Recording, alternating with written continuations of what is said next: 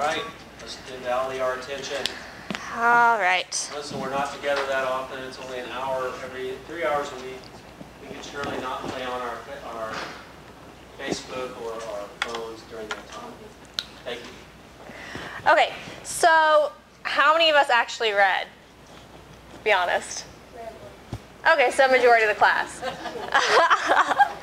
Okay, so I want to go over kind of chapter by chapter what we read this week. So can someone take chapter 1 and summarize it for me? No pressure. I don't see what Brandon. You can look at your books, it's cool. I just need to know what we got from it, what we understood, if there was any questions. Yeah?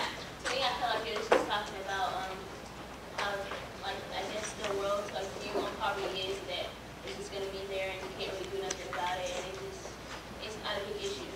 Right, it did. It went over a lot of what poverty is, kind of the views on it. It talked a little bit about circles. So do we all know what the circles model is? We've talked about that before. Okay, so the circles model, where we talked about it. We've got the allies and we've got the circle leaders. Who are the allies? People not in poverty. The people not in poverty. They are the people who are coming around to help surround somebody who is in poverty, which would mean that the person in poverty would be the circle leader. And they are the ones who are actually directing the allies around them. All right? Let's see here. It talked about mental models. Can someone define what a mental model is for me? We talk about these every day. They're right in front of you. Table in order. Anybody? No? How you view something, absolutely. When Gina was here, she was talking about the weather reporter, how from just a couple of pictures, we can automatically make the assumptions about that. So if you see on the weather report a rain cloud with some drops coming down from it, what are we going to assume? It's going to be raining that day. A big sunshine, it's going to be sunny. Things like that. Something that you see it and you automatically make the assumptions about what that is. That's your mental model of that image. All right, and that was chapter 1. What about chapter 2? How many chapters have you read? 4. How many chapters have you read?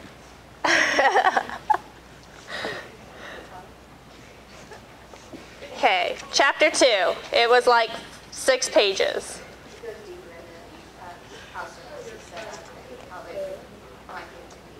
Perfect, absolutely.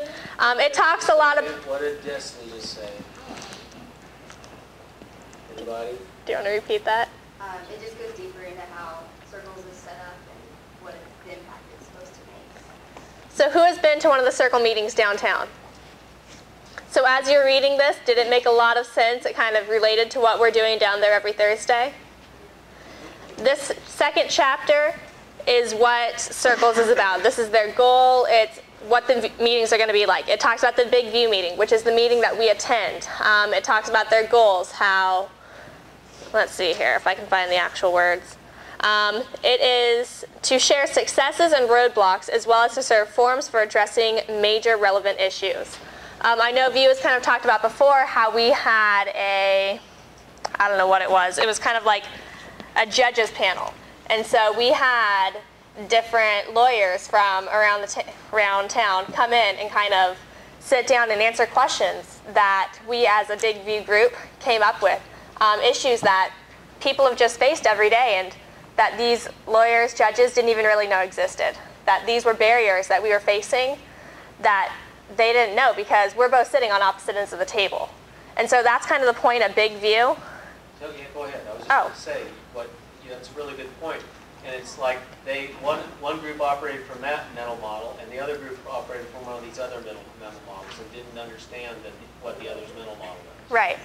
And so it's getting everyone into one common area so that we can all sit down and look at issues from both sides. So that we're not just sitting at the top saying, okay, so these are the problems everyone else is having, these are how we're going to fix it, when we're not the ones having the issues. So how do we know that these are what's going on? and how do we know how to navigate around them? And so that's kind of the point of the big view meetings, is just kind of look at barriers around town, and as a collective whole, come up with resolutions to them and how we should go about coming up with those. Chapter 3.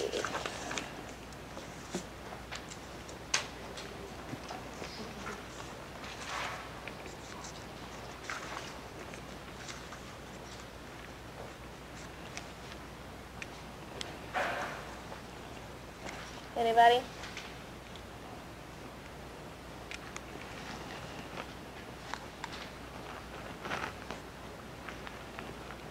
What's the main issue people in poverty deal with in this chapter?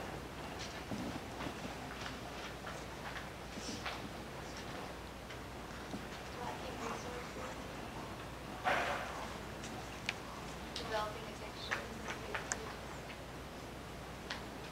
If you're-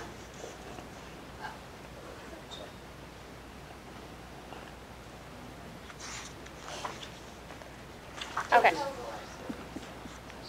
was. That's okay. I just don't wait long enough. Well, look at the front part.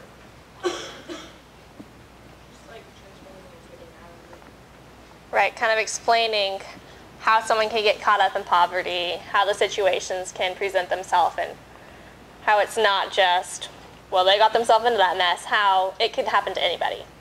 I think one of the coolest quotes that I found in this chapter was the fact that poverty levels have not decreased since 1973. And his organization's called Move the Mountain. And Move the Mountain obviously refers to the scriptures. Jesus said if you say to the mountain, go here, it'll go. And when we say things like ending poverty, that's like moving a mountain. We think that those mountains are unmovable. You know, it's impossible. But it's not impossible. That's what keeps it impossible. Is not believing in it, staying socially isolated is the word I was looking for, is that they become isolated, we're isolated from them, and it's us and those people. All right. And chapter 4, that's the one we're going to spend the majority of today on. Can someone kind of summarize chapter 4 for me?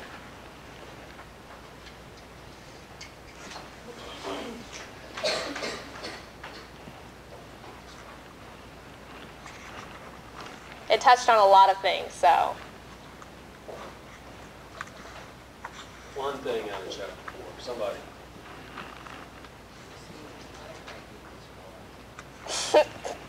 Thanks for your honesty.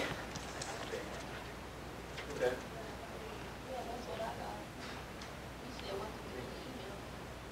Ooh. Oops. Well,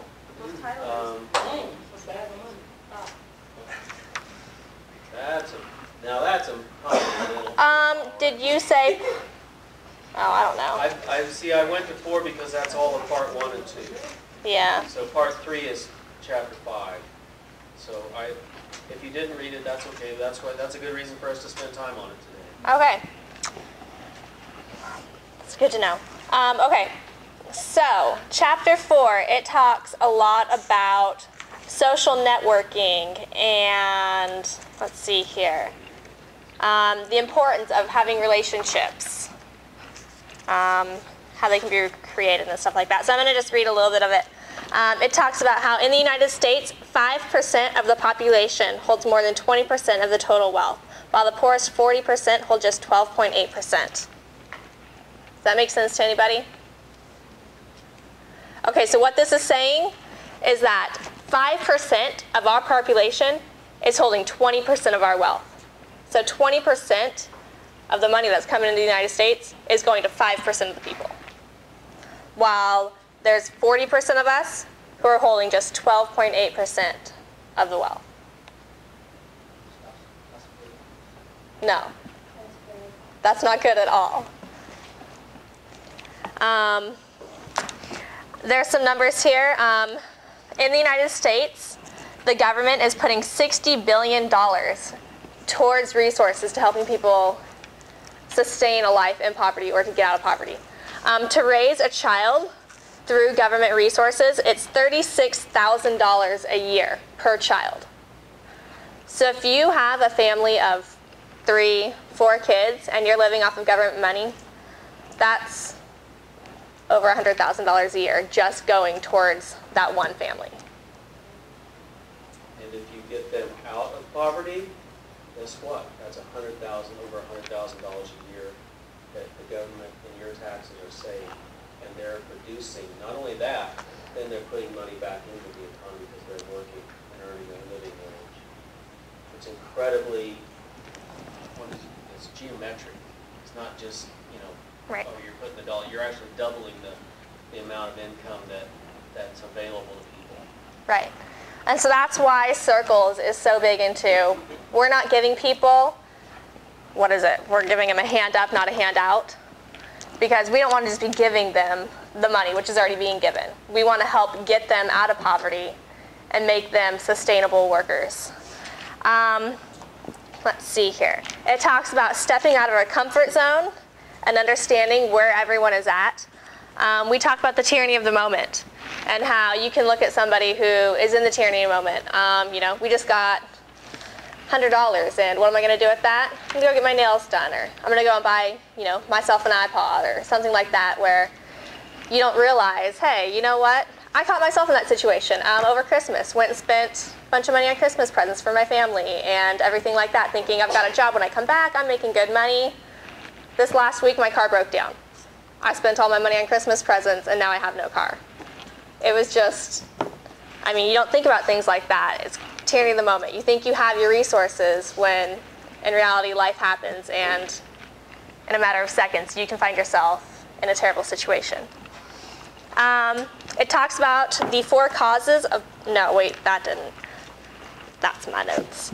Okay, so the 4 main causes of poverty are individual, human and social capital, human exploitation, and political and economic structures. So it's not just one variable. It's not just, well, they're lazy, they're not getting themselves a job. There's lots of variables that can go into someone finding themselves in poverty. And that is the main issue that chapters 1 through 4 cover. And so it talks about we need to be open-minded to the idea of poverty and coming up with solutions to get out of it. I want to talk a little bit about social capital. And View will talk about this a lot, so we're going to hear about it a lot. But there's 2 main types of social capital, and it's called bonding and bridging. I know some of us have heard about that before. Bonding capital is resources people who are just like you. So my family, my church, it's people who are in situations just like me. Does that make sense? A friend, someone who is in the same situation as me. Whereas bridging capital are people who aren't like me. So if I am using my bridging capital, it would be like me reaching out to Kyle White or the SAS or the food bank. So we're going to make an example so that this makes sense, because I see a bunch of weird looks.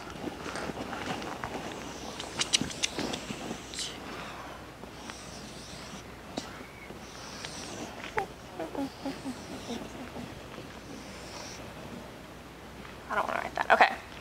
So in the middle here, we are going to have our bonding capital.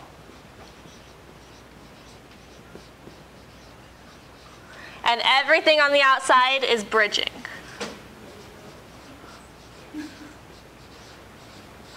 Okay? And so as you see, I've got a bunch of different quarters, sections in this. And so we're going to section it out. We're going to have sections like school and church. And what else do we got? And work. And clubs. Okay, and you can just assume the rest for situations that are prevalent to you. And so when you're looking at your school or at work, who are some resources of people or organizations who are just like you? So at school, let's look at school, because that's something that's relevant to all of us here. So what are some resources of people who are just like you? Students. Perfect. What else?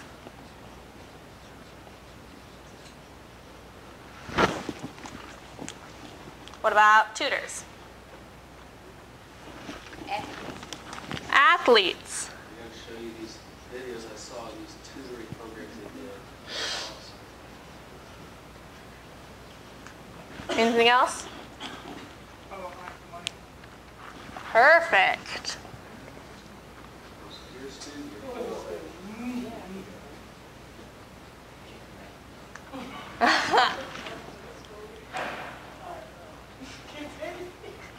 Anything else? We're all kind of sharing.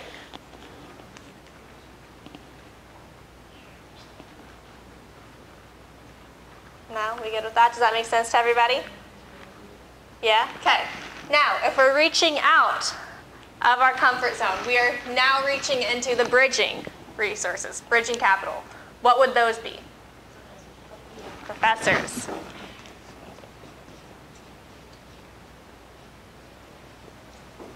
What else do we have?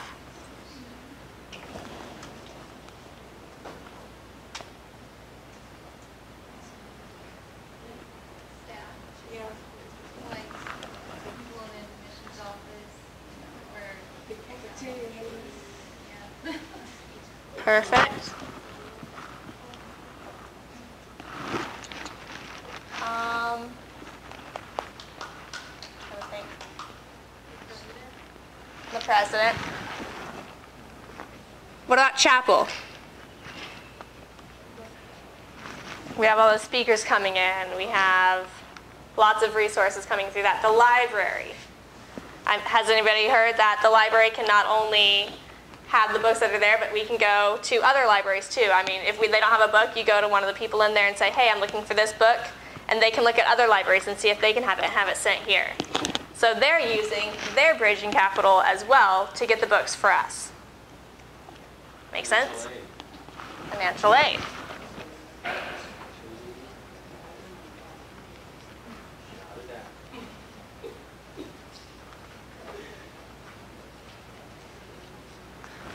Okay, so does that make sense? How we can use our bonding capital and our bridging capital and the essentials of both of those?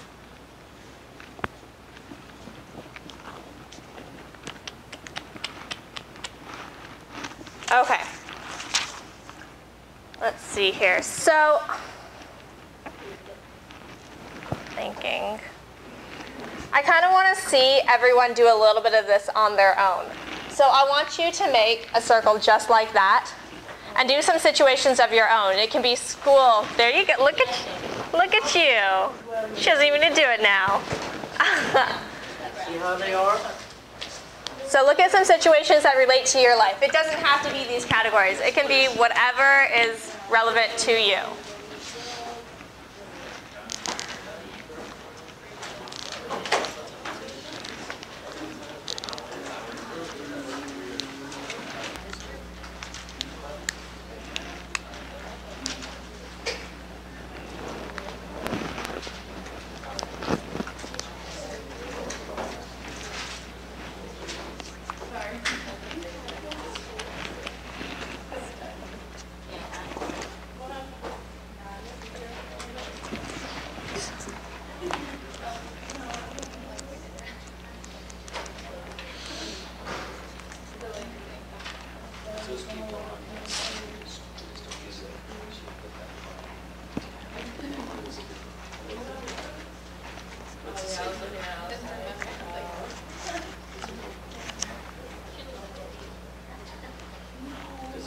This model, you could actually add linking on the outside. See, I didn't want to do that I and know, confuse them. but see, I did in a practicum this morning, I did one with just people Okay. in their lives, but not, I didn't do, this is okay. This is what we did downtown the other night. Right.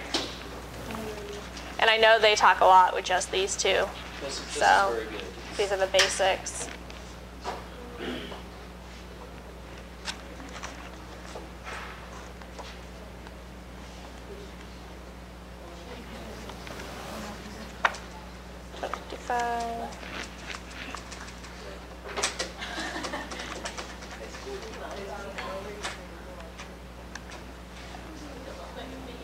Where's your circle?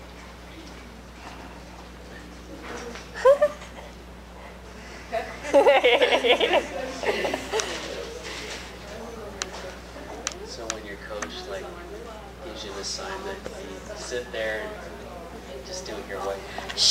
That's what you encourage. I know. Independence. There you go. That's why she's standing there, because I encouraged her. Actually, she took it on herself.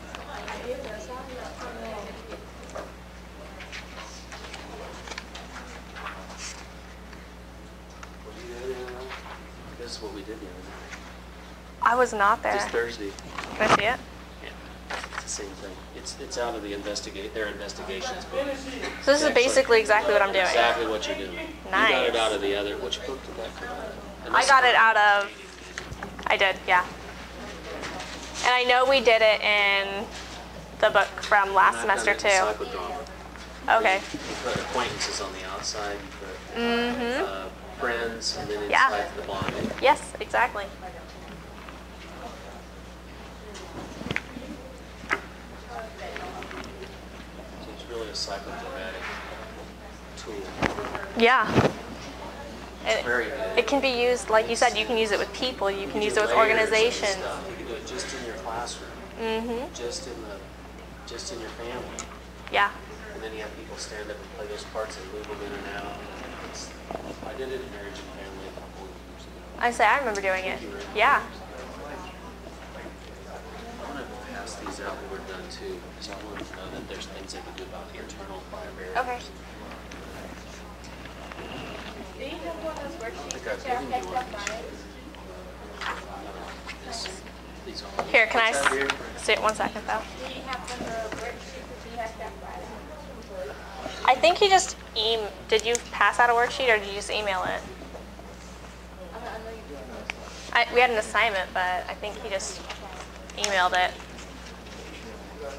There's a handout. Oh, you did have a handout for I it? don't know if I can't remember what I did on Friday. I'll tell you, that's a long time ago. It's it was the branding. Oh, I think Jake's got an extra one.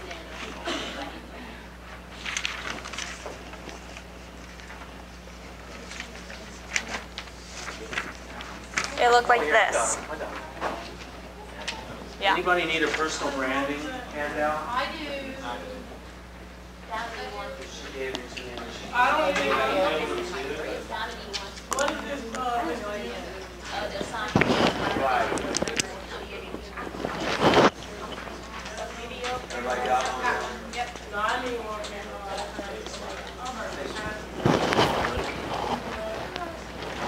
Okay, and while we're working on this, honestly, who read chapter 4? Just a couple? Okay. So let's do that.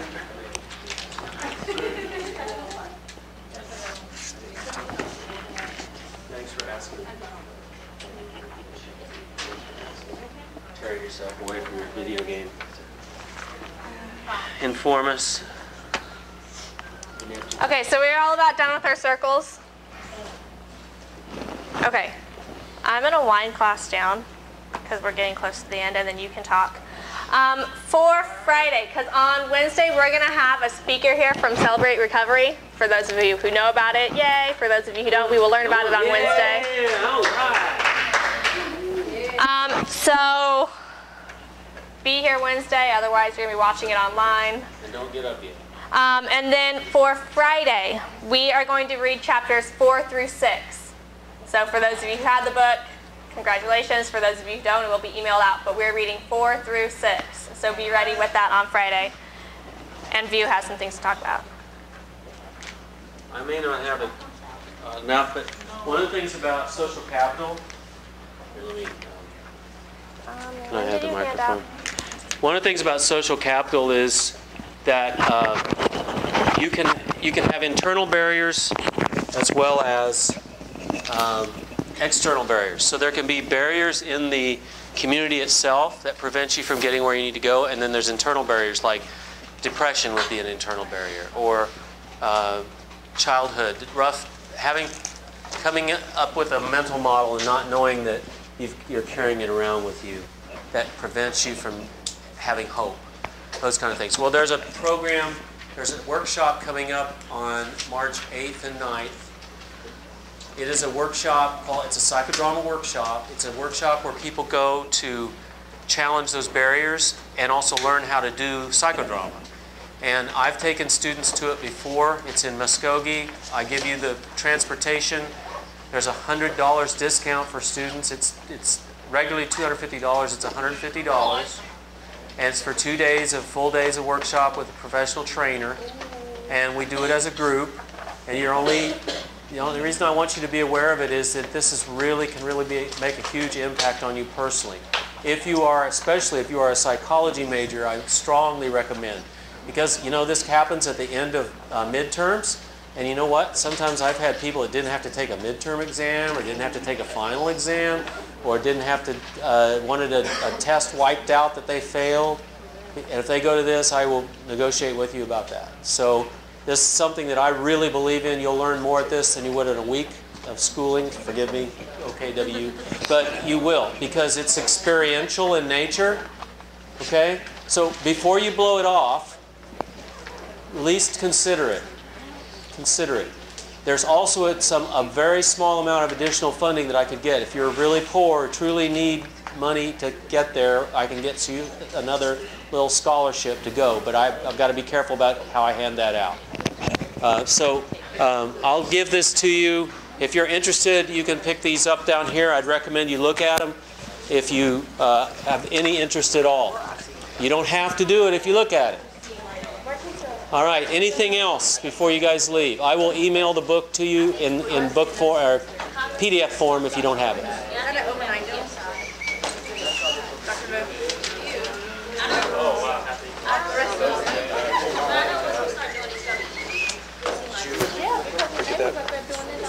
That's all.